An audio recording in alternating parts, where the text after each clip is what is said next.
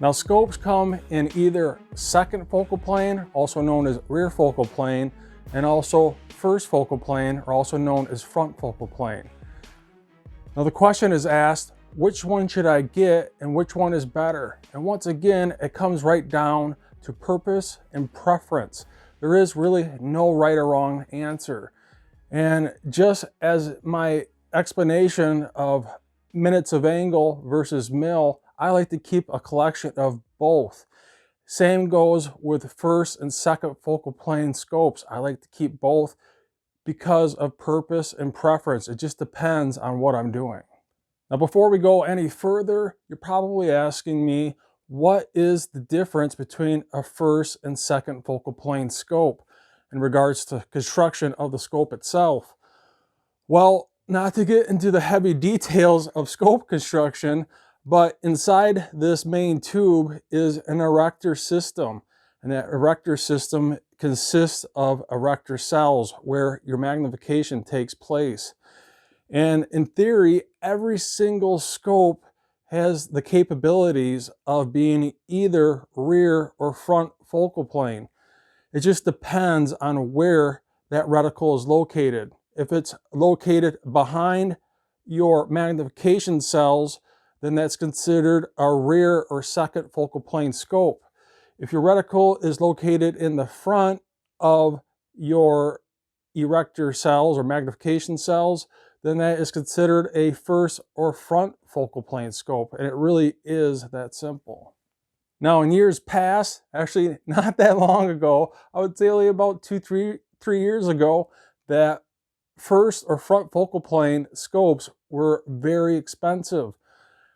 Much more expensive than rear or second focal plane scopes. And the reason why is if the reticle is placed in the front of the scope, in front of your erector cells where the magnification takes place itself, the reticle had to be tremendously smaller in comparison to a second or rear focal plane where the reticle is placed behind your magnification cells.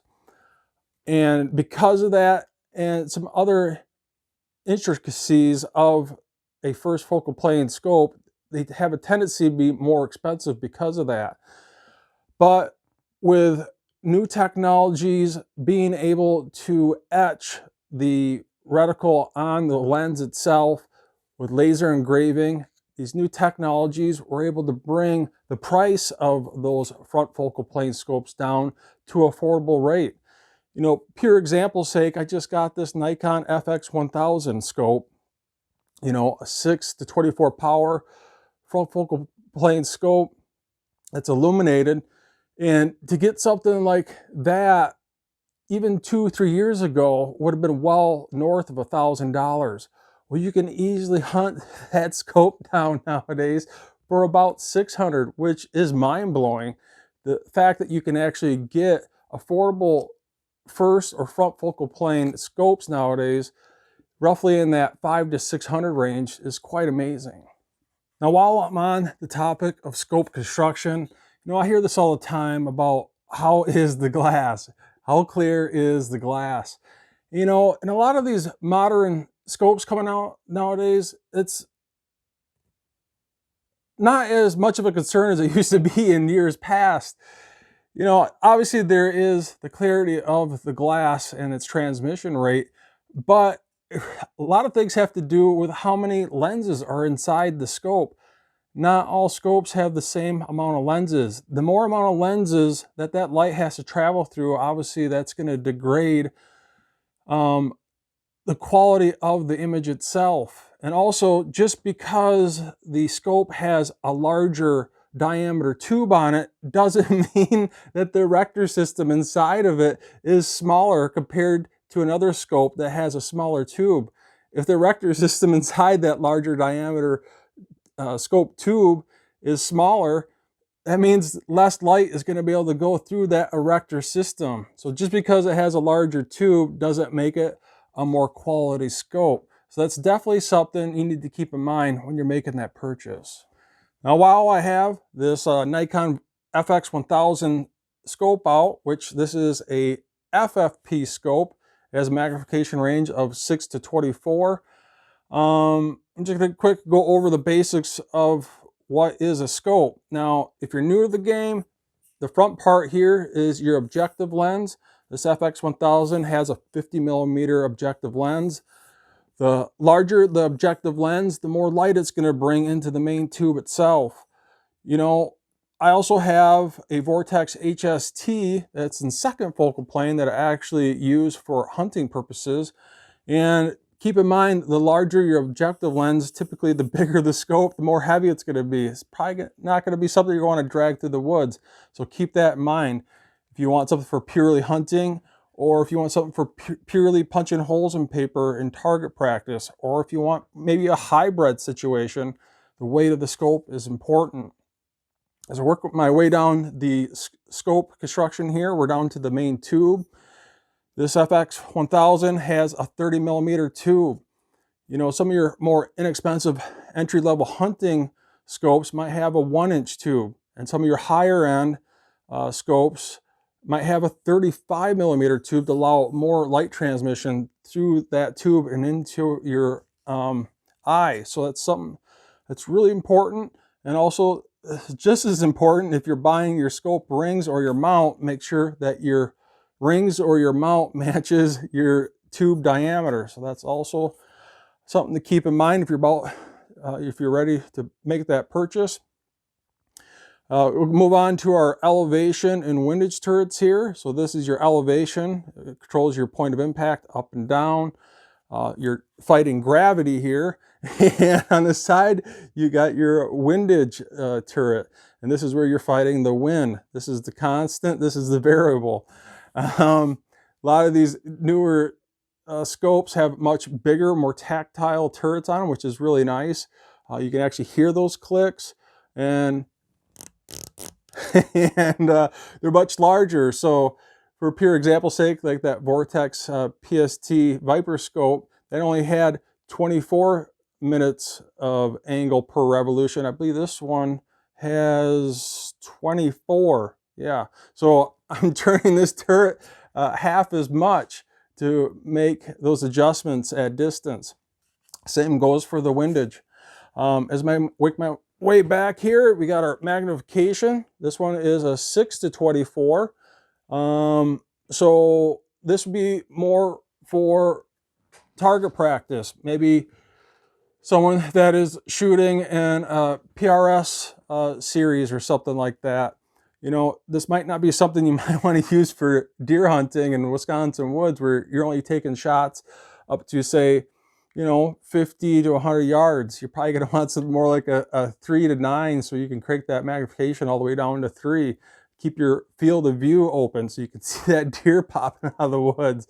6 power is probably not going to be the best situation for that. On the back here is your diopter or your ocular lens. And I'm about to explain here out in the field of how to set this up when you first mount your scope. So this is very important. I'm about to go over that. Also on the side here is your side focus, or also your parallax adjustment. And I'm also going to explain the importance of that out in the field, along with setting up your diopter. So stay tuned for that. And in this situation, the illumination reticle, which goes from 1 to 10 powers, controls obviously your illumination. Now, some of your older scopes actually had the side focus or parallax adjustment on the objective lens, which not many manufacturers make those anymore. The last thing you want to do is be reaching way out in front to control your side focus or your parallax. You know, a lot of these more modern scopes are coming out on the side here. So this one adjusts from 50 to infinity. And that is about it. So yeah, this Nikon FX1000, I'm pretty happy with it so far. It's for the price, the fact that I can get this FFP scope with a 6-24 power magnification range and illuminated, and I've seen these all the time for under 600 bucks. It's pretty amazing. Now with the second focal plane scope, as you adjust your magnification range, your reticle in size does not change. Regardless if it's on 6 power or if it's on 24 power, it doesn't matter. That reticle is going to stay the same size. As you go through that magnification range on the second focal plane, that reticle does not zoom in and out with the magnification. It stays the same size. On the other hand, with a first or front focal plane scope, as you go through that magnification range, that reticle will zoom in and out with your magnification range. And really, that is the only difference. Like I said, every scope is actually a front and second focal plane scope. It just depends on where that reticle is located. And that really is the only difference. So I'm sure if you're new, you're asking that question again, which one should I get and which one is better? And like I said before, there is no right or wrong answer. It really is all about purpose and preference. You know, some good examples of where a second focal plane scope might shine. I live in Wisconsin, hunting in the really thick woods of Wisconsin. It's pretty rare to shoot a deer over 50, 100 yards. It's not like I'm out in Utah shooting from hill to hill. The deer is going to pop out of that brush typically within 50 to 100 yards. Also, I have a canopy above me. It's really dark inside in those woods. I'm in my stand, especially during, in the morning when it's really dark, sun's coming up, I can barely see, or it's the end of the day, I'm all ready to wrap it up. Once again, it's getting dark again, and it's really hard to see.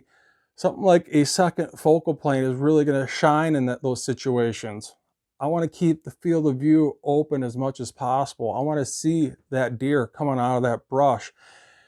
In that situation, I'm probably going to use my 4 to 16 HST Vortex Viper, and I'm going to crank that magnification all the way down to 4. I want to keep that field of view open. I want to see that deer coming out. And I also want to see that reticle. If it was a first focal plane and I was to crank that reticle all the way down to 4, if that was possible with a FFP, which it is, that reticle is going to be so darn small, especially if it's not illuminated, and that deer comes out and I want to keep my field of view open, and I got that magnification cranked all the way down to 4, I might miss that shot because I can't see my reticle. And that's something where a second focal plane scope is really going to shine. Also, where second focal plane scopes are typically used is something like bench rest rifle shooters or F-class. Those guys are typically on max power anyways. They're shooting 1,000 yards, or whatever, 600,000. They really like that fine crosshair. And one issue with a first or front focal plane scope is at its max magnification, as you crank up that power, you got to remember that reticle grows along with it. And sometimes, not all the times, these newer scopes are getting a lot better with this, but some of those older FFP scopes, as you were cranking up that magnification, that crosshair would get really coarse and wide, and sometimes it would even cover up your entire target, and you could even see what the heck you were shooting. And that's where you'll see a lot of these old timers sitting at their bench where they're barely shooting the dang thing. The gun's almost shooting itself, and they're using a second focal plane scope on max magnification to keep that crosshair nice and fine. Once again, getting back to minute of angle adjustments, you're usually using a MOA type scope with maybe even 1/8 MOA adjustment clicks on their turrets. And that's typically where you're going to see something like a second focal plane scope. Now, on the other hand, when it comes to first or front focal plane scopes, typically we're going to see those being used as something like the PRS circuits, where guys are going from station to station. They're shooting at different ranges at 300, 600. They're asked to go from 6 to 300 just like that.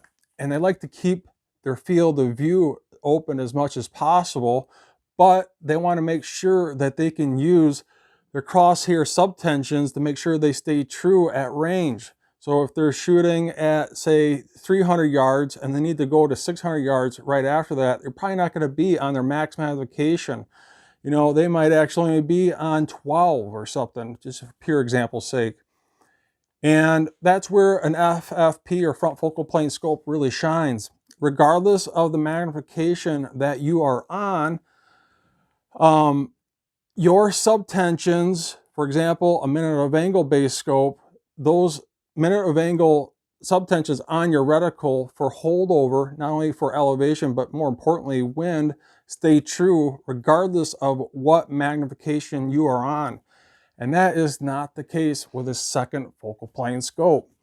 When it comes to second focal plane scopes, if you're going to use your reticle for wind and wind and elevation holdovers or ranging, more times than not, you have to be on the max magnification or whatever magnification your manufacturer recommends your scope needs to be on in order to use your reticle for holdovers on wind and elevation, or especially for ranging.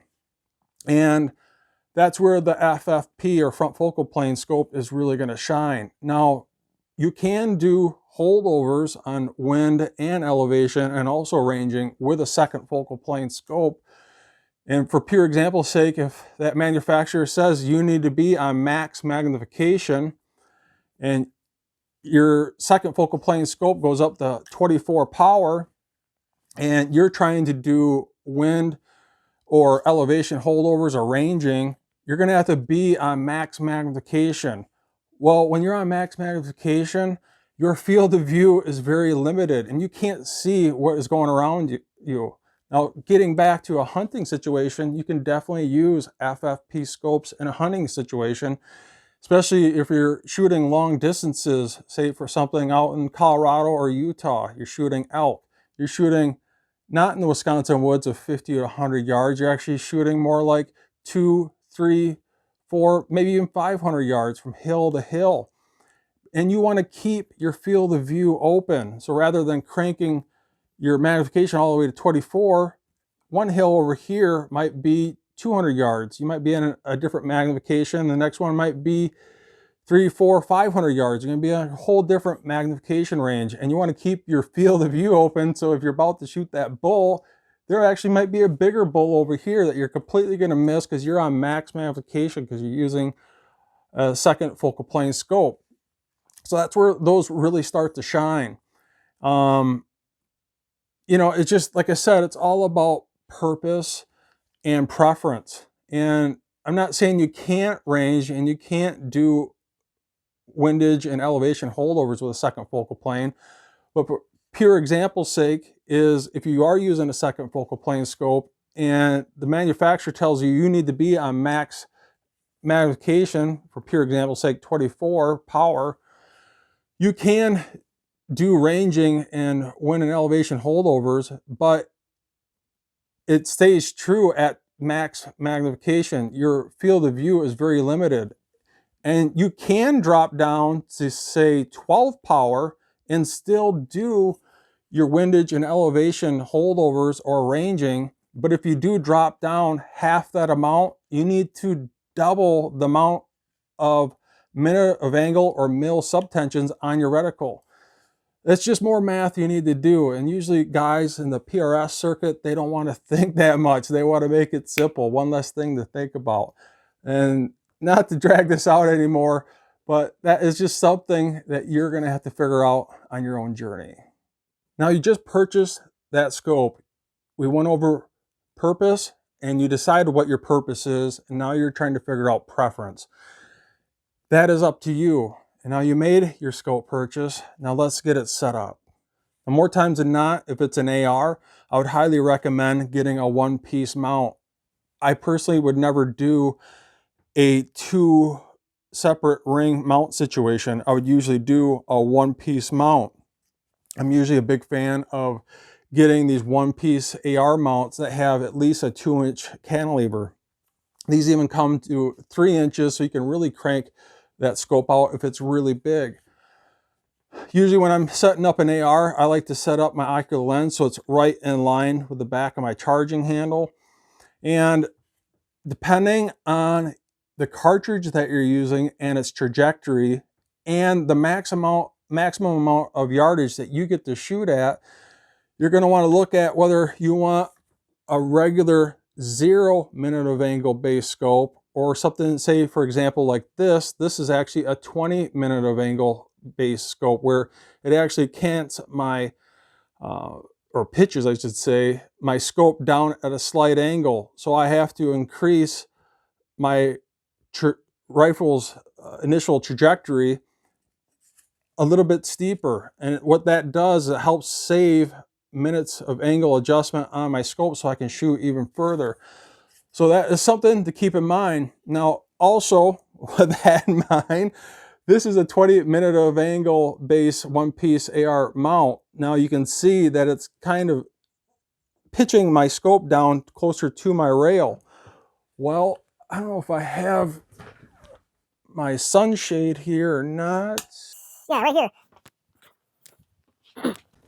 This is something to keep in mind, that if I get a mount that has 20 minutes of angle and they make them even steeper than that, 30, 40 minutes, I might be able to get my sunshade on here and I can still get it on, but you can see I don't have much room here to put on any caps.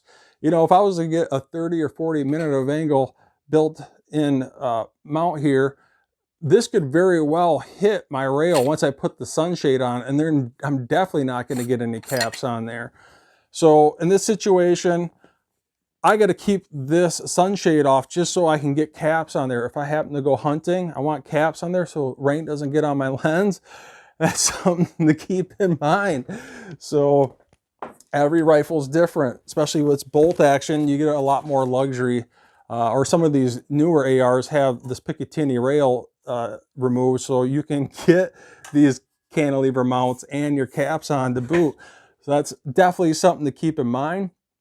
When it comes to bolt actions, it's pretty rare to use a one-piece AR mount other than a bolt action that has an AR platform to it.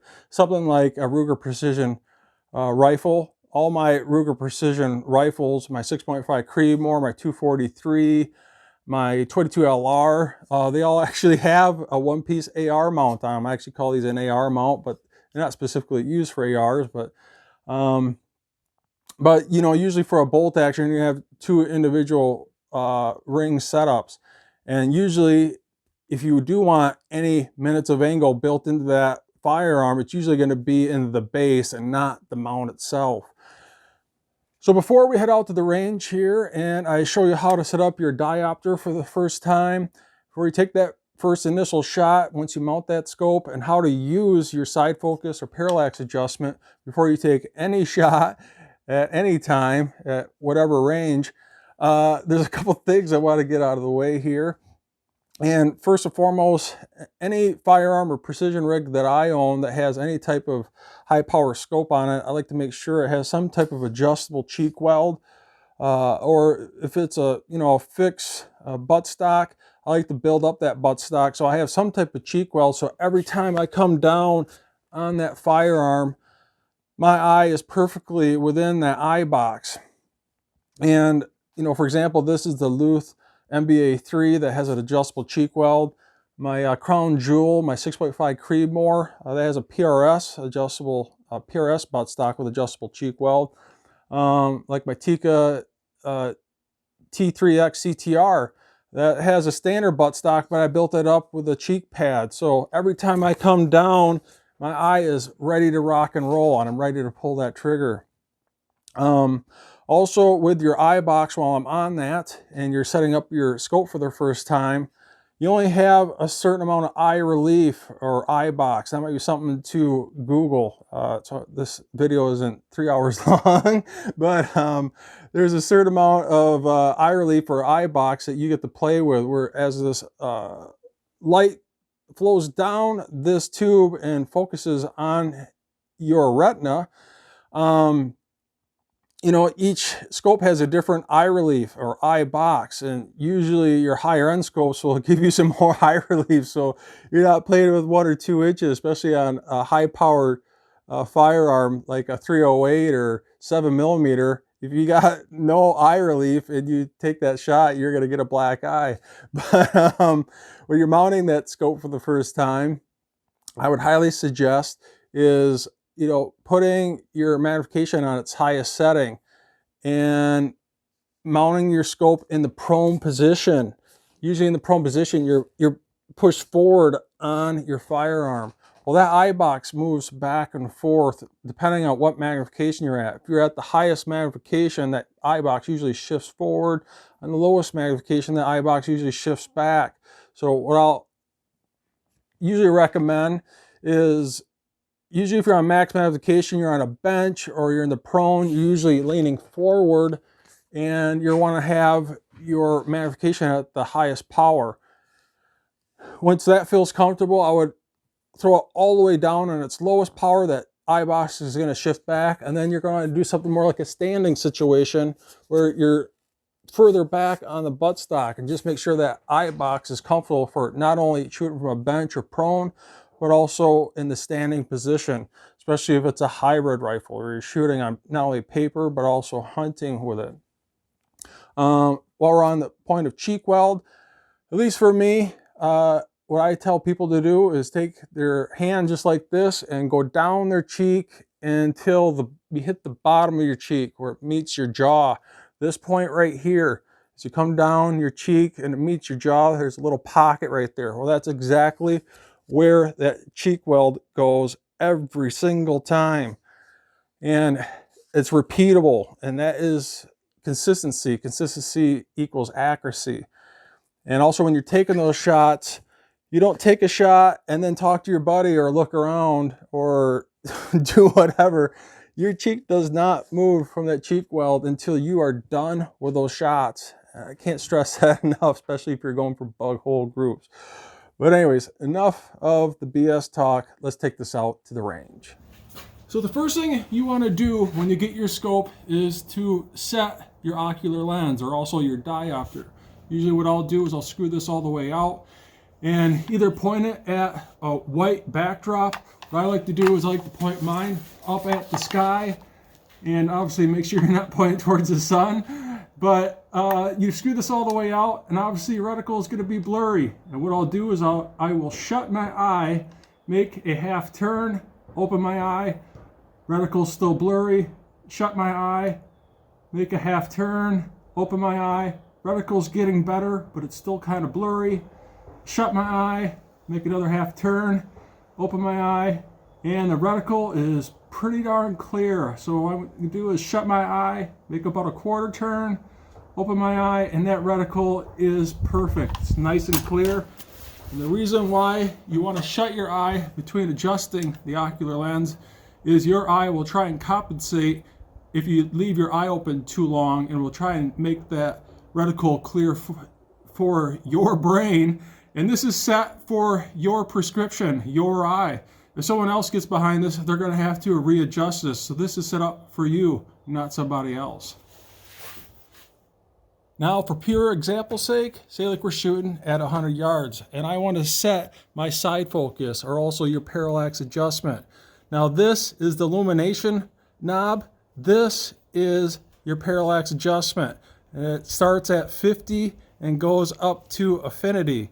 We are shooting, or I am shooting at 100 yards. And what you want to make sure you do is set your side focus correctly, and don't trust the numbers that are on your side focus. You know, you can use this as an approximation, at least get you started. But if I'm shooting at 100 yards, you're going to want to make sure you set this properly. And typically, the way I like to do this, if I'm shooting at 100 yards, I will find my bullseye at 100 yards, and I will put my hand on my side focus. I got it set at approximately 100 yards, at least that's what it says on the side focus knob. And I will put my bullseye, I put my reticle on the bullseye, and I'll get my cheek weld set properly. just like I'm about to shoot. And what I'll do is I will bob my head up and down, and I'll bob my head left and right while keeping my eye in the eye box. So I got a crystal clear picture of my reticle. And you got to do this with your rifle securely mounted to the bench. Good solid bipod with the rear sandbag so that your reticle doesn't come off your bullseye. So while you're adjusting your side focus, the name of the game is to make sure that your reticle does not come off that bullseye.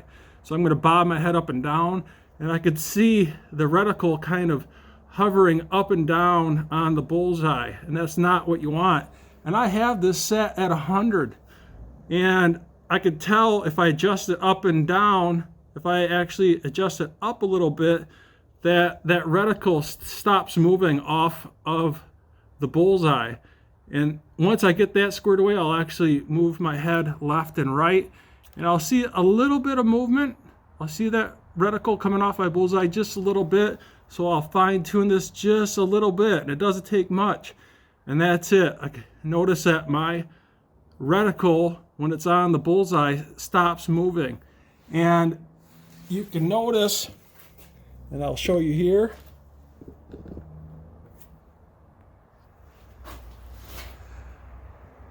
I am actually a little over 100. Even though it says 100, you don't want to trust these numbers. And that's how you set your side focus, depending on the yardage that you're shooting at. So if you're shooting at 300, you might want to start here, but you're going to bobble your head around. That's what I like to call it. I know it sounds strange, but you're bobble your head up and down. And make sure that reticle doesn't come off your bullseye. And you might have to adjust this ever so slightly. And it's going to be somewhere in that area. But you want a clear picture, and that's what this is for. But you also want to make sure that your reticle is not coming off of your bullseye or whatever you're shooting at. And it's really important if you want the utmost accuracy out of your firearm.